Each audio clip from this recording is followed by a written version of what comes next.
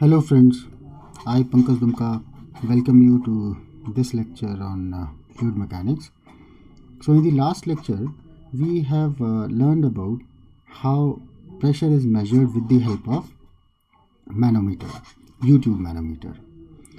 And now the question where we stopped in the last lecture was how to measure this pressure when the uh, pressure levels or pressure differences are very small, very meager. So in that particular case, the deflection which will come in simple U-tube manometer will be very small and it will be very difficult to measure that value of deflection. So to measure this low pressure or low pressure differences, we normally use either inverted tube manometer or inclined tube manometer. So the first one is inverted tube manometer. So what is inverted tube manometer and how to measure pressure with the help of inverted tube manometer along with inclined tube manometer. So consider this pipe. Okay, let me draw it somewhat lower. Okay, and you are interested in measuring the pressure difference between these 2 points A and B in which some liquid is flowing. So let us say liquid is flowing in this direction having density rho and the pressure difference is very small. So how to do that? So what we will be doing is we will be attaching a inverted tube between these points.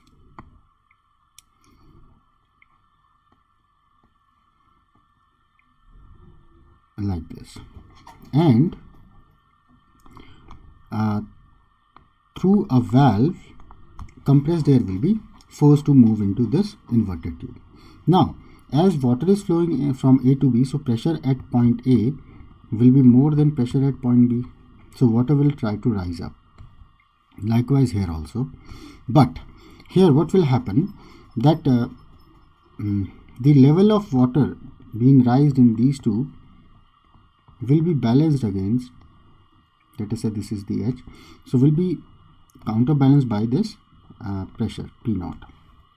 This is the air pressure which is existing at this particular level. Now let us say that the density of air is rho air and the density of water is rho. Okay, now start doing the calculation that let us say that the pressure at point A is PA, then we will be moving by a distance, let us say this value is x. Okay, so by a distance x up, so it is decreasing pressure, so it is minus rho g x plus h. We arrived here, and then as air is there, so we will be jumping from here to here. Okay, then the pressure here is Pa minus rho g, rho g x plus h. Then we will be moving down by a distance h in fluid rho a, so it is plus rho a g h, and then we'll be moving down by a distance x in fluid of density rho, so it is plus rho g x, and we'll be arriving at point B where the pressure is Pb. So if you look this equation very closely, then this rho g x and this rho g x will be getting cancelled, and we are getting Pa minus Pb is equal to this rho g h minus rho a g h. So if you take rho gh common, then you will be getting 1 minus rho a by rho. Now you know that the density of air is very less in comparison to density of this fluid water, so this can be neglected. So it is rho g h simply. Therefore in inverted tube manometer we use fluid which is having lower density than the density of the fluid whose pressure is to be measured, or the pressure differences has to be established, and then what we do is we follow the procedure. So that means as the density is less, so we can simply say that the amount of difference in the water column in these two limbs times GH will simply be giving us the pressure differences.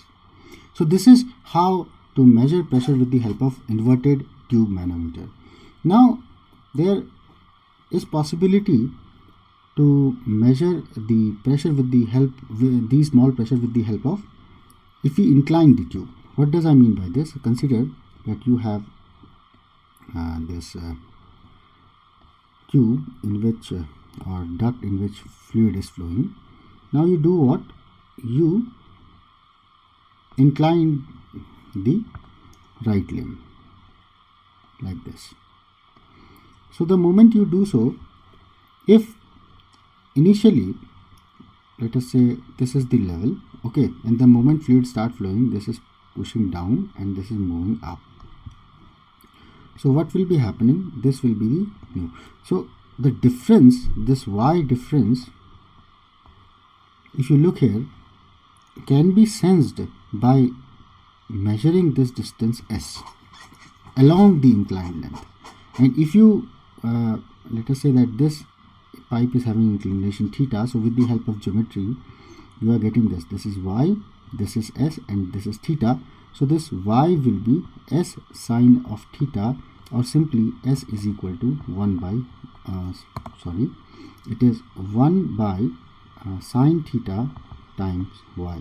So what is happening, instead of measuring directly y, we can calculate s, because that is what we can measure effectively because of this magnification factor of 1 by sine theta. So whenever one limb is inclined, we are getting a better magnification. But the thing is, we cannot incline this beyond a certain level. This inclination theta cannot be less than 5. So it should always be more than 5 degrees. Because if we incline the limb to a huge extent, then the free surface, this. So where is the middle from where we should measure the s? This will be the difficulty which will come into play.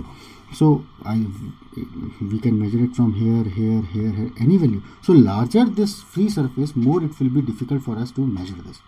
Hence, what we do, we keep this value close to 10 degrees. Okay, so in reality, this looks like, this inclined tube manometer look like this. So you have a chamber which is opaque, through which we cannot see, and then you are having this inclined tube portion. Okay, so if you connect, initially let us say you are able to see this only, that means the free surface here, which is okay, this tube is not visible to you, this is not visible, this tank is not visible, means the level of the fluid in the tank is not visible. So the level of mercury in this is not visible to you. So the moment fluid start flowing in this pipe A, let us say having pressure PA, so there will be a slight dip in the level of mercury in this particular tube, in this particular tank. So the level will be somewhat higher here. So we can do what? So due to this, in actual practice, we should not measure the pressure from here, we should measure it from here, but this difference is so small, so mega, so we will be simply measuring the level of rise in this particular inclined tube from the level originally seen here. Okay, so this is S. So if you are interested in pressure at point A, so this PA will simply be, let us say that this is Y.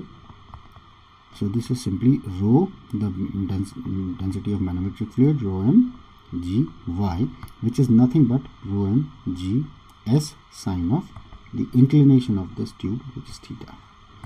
Okay, and there is no harm in measuring it from the original level, because the actual level is here, the actual level is lying here, but we are measuring from the level from which we can see. We can only see the original level and the final level.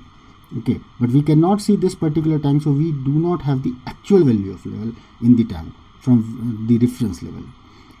Now this can be proved that there is a very small amount of error if we do not consider this. So for that matter, let me solve a simple problem for you people, so that you can understand that there is no harm in considering this type of arrangement. So let us consider that, let me read the problem, let me draw the problem first. So you have this and this inverted inclined tube manometer is connected. Okay, and this is the original level, but okay, this is the original level, but now level has fallen down. So this is the level now. The moment fluid start flowing here, let us say PS, and this is the actual value. Okay, but now this is the one. So let me read the problem, and this inclination is theta, which is 30 degrees. Okay, the problem says that an inclined tube manometer measures the pressure PS of a system S. The reservoir and tube diameters of the manometer are the reservoir diameter, the diameter of the reservoir, let us say bigger D, is 50 mm, and this tube diameter, small d, is 5 mm. The inclined angle, the angle of inclination of the tube is 30 degree. What will be the percentage error in PS if the reservoir deflection is neglected? So if we neglect this deflection, let us say this is H. If we neglect the reservoir deflection, we measure from this here only. So what is the error which is coming into picture? So let us say that this length is S, okay, and as this angle is theta, so this will be S of sine theta. Okay, so for the first case, let us consider the actual value. That means from here, this is the actual pressure measurement. So this is H. So the actual pressure in the pipe S will be, this is manometric fluid having density rho m.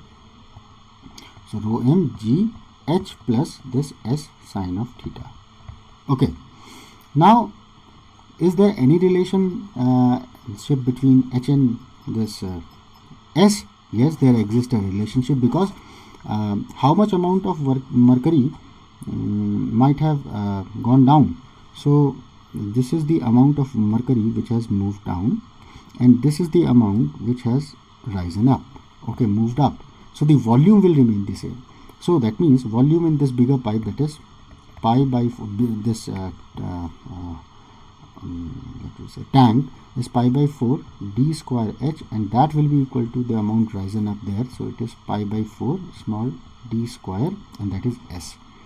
So in this way, you have a relation that H is equal to d by d square times S. Okay, so this is one thing known to you. Now, if you just measure the level from here only, you don't consider the actual value, you just consider from where it was visible previously. So the pressure, let us say PS prime, then it will be rho m G S sine theta only. Okay, now so what is the percentage error? So before I find it out, let me plug in the value here. So this become rho m G S will come outside, so it is d by d square plus sine of theta. Okay, if you take sine theta also common, then this PS becomes rho m G S sine theta 1 by sine theta times d by d square plus 1. Okay, now what is the percentage error? So the percentage error in measurement will be this actual minus PS prime with respect to this, as with respect to the actual. Okay, if you don't consider this H, then what is the error? So with respect to the actual we are interested, so it is PS. So this is 1 minus, and as this is percentage, so it has to be multiplied by 100. So this is 1 minus PS prime by PS times 100. Okay, so replace the values. It is 1 minus PS prime, that is rho m G S sine theta divided by this, which is rho m G S sine theta times 1 plus 1 by sine theta times d by d square. So rho m G S sine theta, rho m G S sine theta will get cancelled out, and you will simply be getting percentage error as 1 minus 1 by 1 plus sine of 30, as theta is 30, and both are in millimeters, so it is 5 by 50 square, and this into 100 is also there, because this is percentage, so into 100, so this whole multiplied by 100, so you will be getting this as 1.96%. So you can see that the error which is coming into play, if we don't consider the actual depression, so is only 1.96%. So there is no harm. So as this is opaque, so in reality this will be an opaque system. You cannot see this directly. Okay, this will be an opaque system. So you will only be able to see the level of this mercury in the right column before and after. That means you will only be able to see this before value and this after. So if you only consider this before and after, so what is the error? Error is very small, hence we can proceed in this way. That is, it is simply, you can consider it as rho mg s sin theta. Okay, hence the pressures which are very small, the small levels of pressure can be measured with the help of these two devices, that is inclined tube manometer and inverted tube manometer. And remember that inclined tube manometer we are able to measure because of this magnification factor, which is 1 by sin theta. So in this lecture, till this point only. In the next lecture, we will be discussing about the hydrostatic forces which are coming onto a submerged surface, either it is a plane or a curved surface. So thank you very much. If you liked my video, then please do like, share and subscribe.